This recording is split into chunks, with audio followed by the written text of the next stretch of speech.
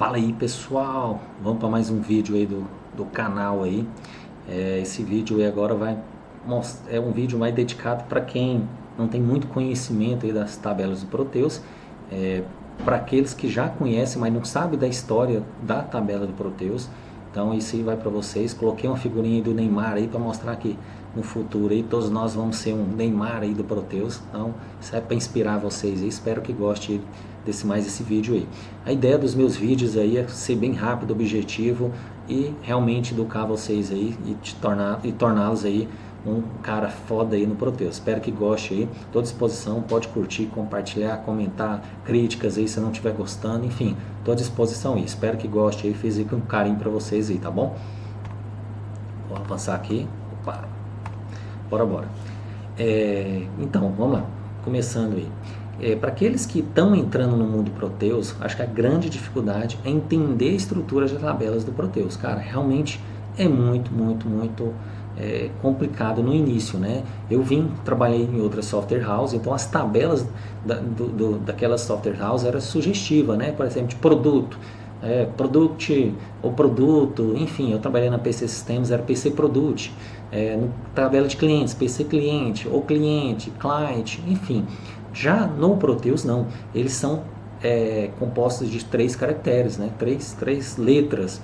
Então assim, muita gente que quando cai nesse mundo fala, caramba, como que eu vou decorar? Como que eu vou saber? Cara, como que a TOTS fez? Tem um padrão? Não tem um padrão? Mas tem sim, tá? A TOTS desenhou isso seguindo um padrão que eu vou mostrar para vocês.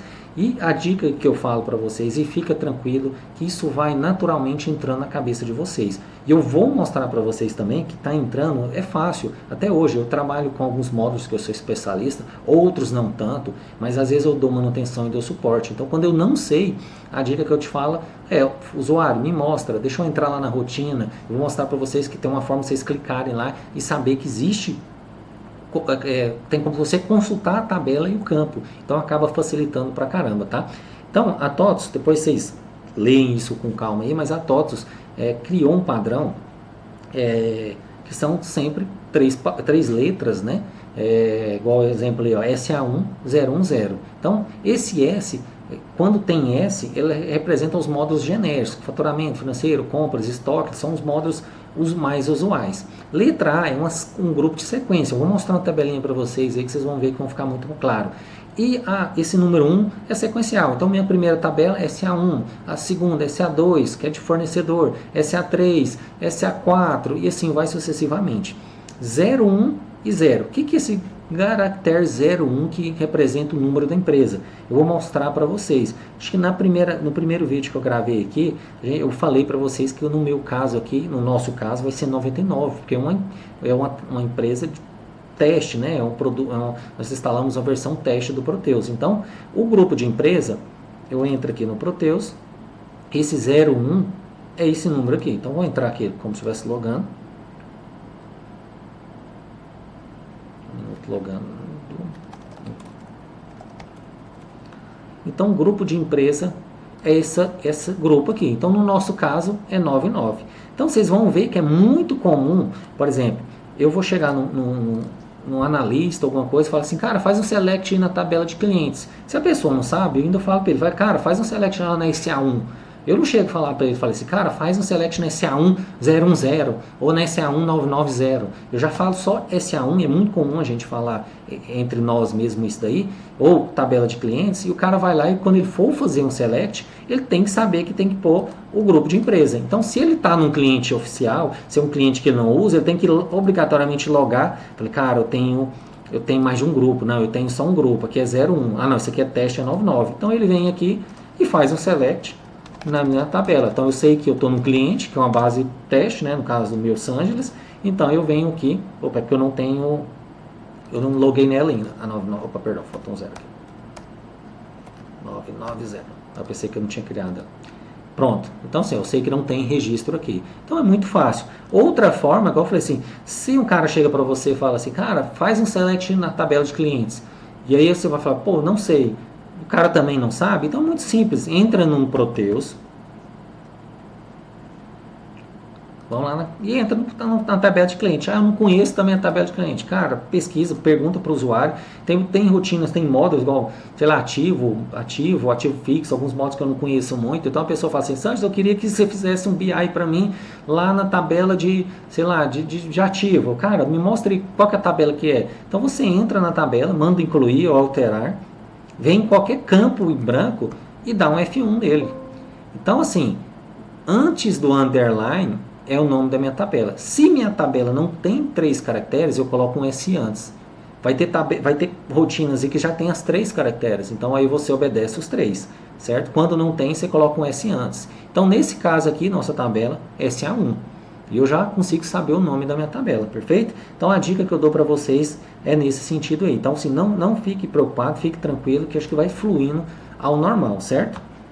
Então, outra coisa, né? Então assim, eu posso dar manutenção, posso criar campo, a gente vai aprender na frente ali, enfim, eu dou manutenção na base de dados. Agora a gente entra lá só para ficar marcado aí para vocês base de dados, tá?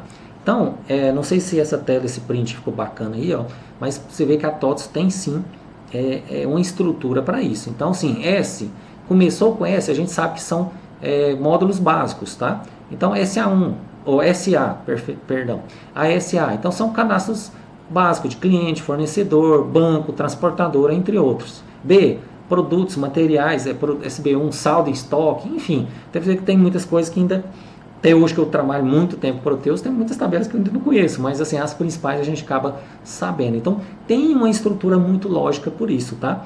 Então, eu consigo saber quais são as tabelas do Proteus. Lembra que eu falei que lá na primeira aula, não sei se todos viram, eu falei que o Proteus, o bom dele é que se pode customizar. Então, se você vir na última linha aqui, ó, Z, tabelas livres para utilização. Então, eu posso customizar tabelas também. Ah, eu quero criar uma tabela aqui que não existe no Proteus, eu quero customizar tal operação que eu preciso de customizar. Então, eu posso seguir esse padrão. Tabelas que comecem com SZ e com ZZ. Então você vê, dá para me criar aí um alfabeto todo de tabelas, SZA, SZB, ZC, enfim, SZ0, SZ1, SZ2 e assim sucessivamente com a ZZ. Então eu consigo hoje saber também, entrar no cliente e saber se eu tenho tabelas customizadas ou não. Como assim? Vamos lá, eu venho aqui na minha base de dados, lembra que eu do print lá, falei agora não vamos entrar? Então vamos no nosso configurador.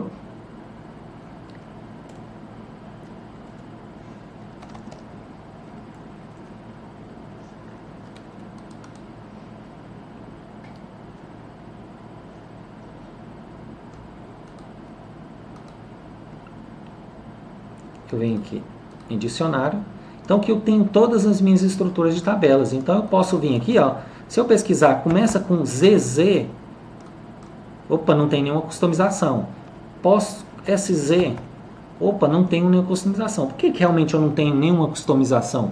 Porque é uma tabela, até inclusive é um Proteus que eu instalei para gravar a primeira aula, né, de instalação e configuração do Proteus, então eu sei que eu não tenho customização. Então eu consigo saber todas as tabelas do Proteus e que é customizado e não.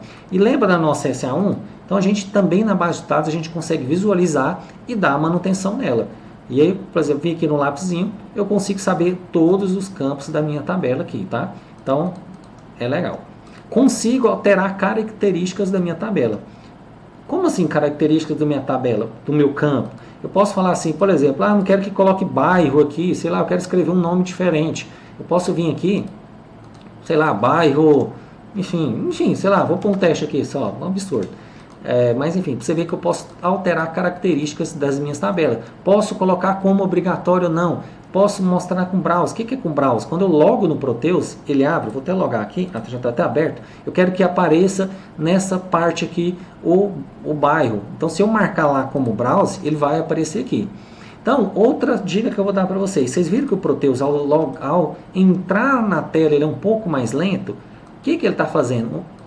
Essa estrutura aqui, ele grava numa tabela, vou mostrar para vocês. Então, quando eu altero essas características, ou quando eu crio um campo customizado, uma tabela customizada, e quando eu estou entrando no Proteus, ele demora um pouquinho, porque ele está fazendo um select lá, montando essa estrutura de telas. Então, o show do Proteus que eu gosto disso é porque é tudo customizado. Então, eu consigo eu altero lá as características da minha coluna, da minha tabela, e ele afeta aqui na minha rotina, entendeu? Mais na frente eu vou mostrar para vocês uns exemplos de como customizar e tudo mais, mas a princípio para vocês entenderem a família de tabelas, perfeito? Então eu posso customizar também. Então vocês já conseguem identificar uma tabela customizada de uma tabela padrão, perfeito? Então, voltando aí que eu já tinha antecipado um pouco, então o Proteus ele tem essas estruturas de tabelas aqui. Até pouco tempo era só via arquivo, agora não, a gente consegue mapear isso daqui. Hoje é via banco de dados, então está ainda opcional até na 33, ou você com as SX no banco ou não, mas tem de tudo ficar só no banco. Então assim, questão de segurança é muito maior. Antigamente corrompia uma tabela dessa ou deletava, você perdia o que era customizado seu. Hoje não, está no banco, tem backup, tem estrutura, então é muito mais seguro. Então eu quero aquilo que eu mostrei para vocês aqui no banco de dados, eu posso fazer select nelas também. A gente não gosta de mexer na estrutura dela, que pode impactar, mas é mais a título de curiosidade para vocês. Então eu tenho aqui, vou aqui na SX2, que é o cabeçalho da minha tabela. Então eu tenho toda a estrutura do cabeçalho da minha tabela. SX3, os itens da minha tabela. SX, o índice da minha tabela. Então, assim, no começo eu achei estranho isso daqui no Proteus, né? Porque assim, a gente não, outro software house não tem essa estrutura, né? Ele grava aqui para depois ler lá e montar a interface. Mas hoje eu entendi que assim, é muito bom nessa questão para você customizar e deixar o seu software muito flexível. Então eu posso mudar um título, posso pôr como obrigatório, posso tirar ele de visível, a gente não usa ele, eu vou tirar lá de visível lá da tela, por exemplo, de cadastro de cliente, um campo que a gente não usa. Então é muito perfeito, tá? Outra coisa que eu vou mostrar para vocês, que eu acho que não está na apresentação aqui, que eu posso customizar campos também. Como que a gente faz hoje? Para customizar, para mim saber se um campo é customizado ou não, depois do underline, se for X, é um campo customizado. Então, no futuro a gente vai fazer um exemplozinho aí e tal, mas depois, o interessante é só vocês saberem. Então, underline, por exemplo, fosse A1 underline X nome, é um campo customizado. Opa, não tem X? Não é customizado. Teve alguns estados que eu trabalhei no Proteus aí, que o pessoal colocava U. Então, é A1 underline U. Sabia que era de usuário, né? Então, mas o maior padrão é X. Então, a TOTS sabe que quando eu bater o olho aqui, eu sei, cara, esse campo é customizado. Então, a gente pode criar campos também customizados nas nossas tabelas. Mas isso fica para um próximo vídeo para não estender, beleza? Então, vamos ver aqui.